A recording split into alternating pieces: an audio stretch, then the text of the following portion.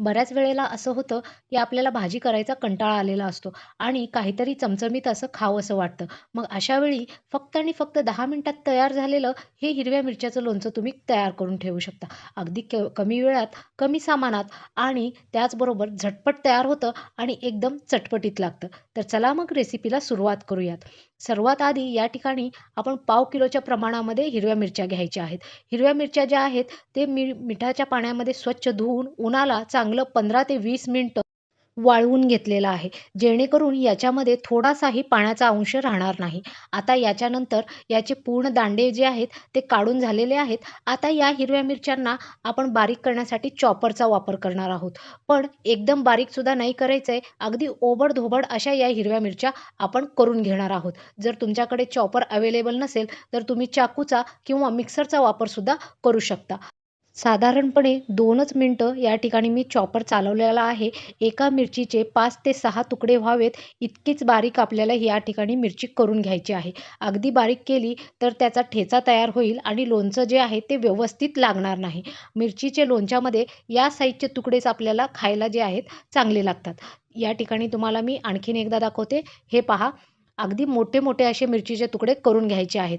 जर तुम्हाला चॉपरमध्ये अवघड जात असेल, तर सरळ तुम्ही चाकूने मिरच्या कापून घ्यायच्या आहेत. आता एका दुसऱ्या भांड्यामध्ये हे सर्व मिरचीचे तुकडे मी ट्रान्सफर करून घेत आहे. तर या ठिकाणी तुम्ही पाहू शकता मिरचीचे तुकडे जे आहेत जास्त बारीकसुद्धा झालेले नाही आहेत. जसं आपण लोणच्यामध्ये वगैरे मिरची खातो त्याच साइजचे हे तुकडे तयार झालेले आहेत. आता मिरची बारीक करून झाल्यानंतर या ठिकाणी 4 ते 5 मीडियम किंवा मोठ्या साईजचे लिंबू घ्यायचे आहेत.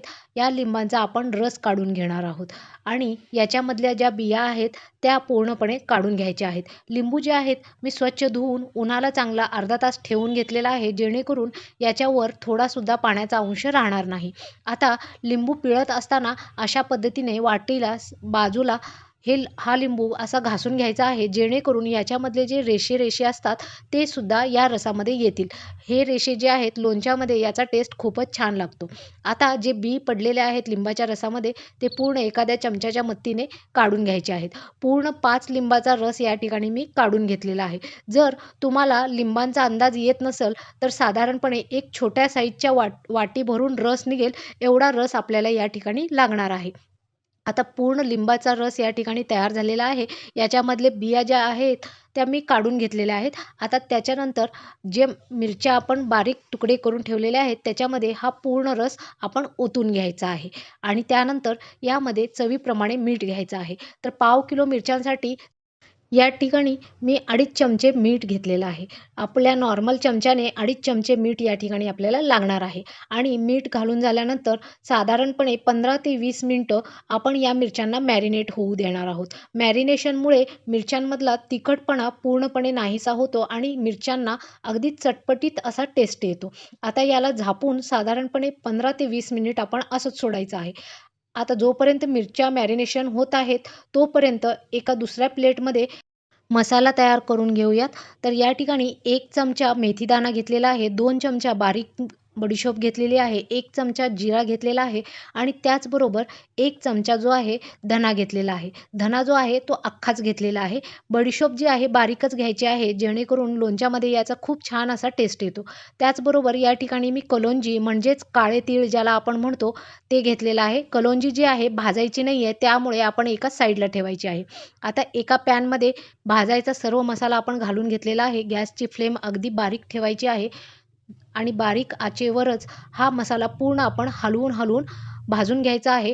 ज्यावेळेस मसाल्यामधून खमंग असा वास यायला सुरुवात होईल किंवा या मसाल्याचा कलर थोडासा असा गुलाबी येईल, त्यावेळेस गॅस लगेचच बंद करायची आहे आणि मसाला एका प्लेटमध्ये साईडला काढून घ्यायचा आहे.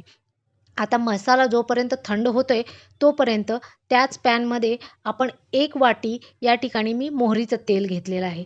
मोहरीचं तेल जे आहे, कच्ची घाणी मोहरीचं तेल घेतलेलं आहे आणि याचा आपल्याला अंदाज कसा येईल, ज्यावेळेस तेल तुम्ही गरम करताय, त्यावेळेस लगेचच तेल गरम होत असताना डोळ्यातून पाणी यायला सुरुवात झाला, त्याचा एकदम तीव्र असा वास आला म्हणजे ते तेल अगदी ओरिजिनल आहे असं समजायचं. तेलातून वाफा यायला सुरुवात झाल्या, की लगेचच गॅस जो आहे बंद करायचा.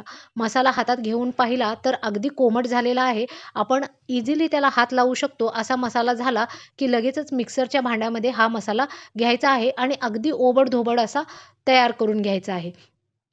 जर तुमच्याकडे खलबत्ता वगैरे इझिली अवेलेबल असेल, त्याच्यामध्ये असा ओबड-धोबड तुम्ही बारीक करून घेतला तरीसुद्धा चालेल. मी मिक्सरचा वापर केलेला आहे. इथे पाहू शकता अगदी ओबड-धोबड असा मसाला हा तयार करून घेतलेला आहे. तर मिरच्यांना ठेवून चांगले 20 मिनिट झालेले आहेत. आता याच्यामध्ये हा जो आपण आचारी मसाला तयार केलेला आहे, तो याच्यात ओतायचा आहे. त्याचबरोबर या ठिकाणी मी अर्धा चमचा हळद घेतलेली आहे. कलर येण्यासाठी या ठिकाणी 2 चमचे काश्मीरी लाल मिरची पावडर घेतलेली आहे. जर साधा मिरची पावडर असेल तर 1च चमचा वापरायचा आहे आणि अर्धा चमचा या ठिकाणी कलोंजी म्हणजेच काळे तीळ घेतलेलं आहे. त्याचबरोबर जो आपला छोटा चमचा असतो मसाल्याचा त्याच्याने 1.5 चमचा साधारणपणे हिंग घ्यायची आहे. आता हे सर्व मसाले व्यवस्थित मिक्स करून घ्यायचे आहेत. तर हे पहा आत्ताच या लोणच्याला किती छान असा कलर आलेला आहे. आता तेल अगदी कोमट झालेलं आहे.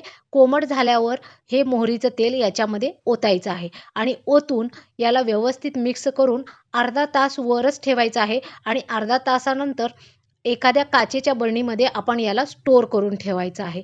काचेची बरणी जी आहे तिला आपण उन्हामध्ये अर्धा तासासाठी ठेवायचं आहे. आता लोणचं खराब होऊ नये म्हणून याच्यामध्ये मी 1 चमचा व्हिनेगर वापरलेला आहे. व्हिनेगरमुळे लोणच्याला टेस्टसुद्धा छान येतो आणि त्याचबरोबर लोणच्याला बुरशी वगैरे येत नाही.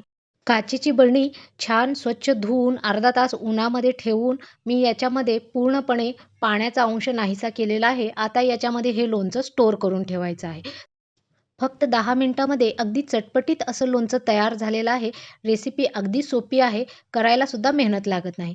रेसिपी कशी वाटली कमेंट सेक्शनमध्ये सांगायला, लाईक आणि शेअर करायला विसरू नका.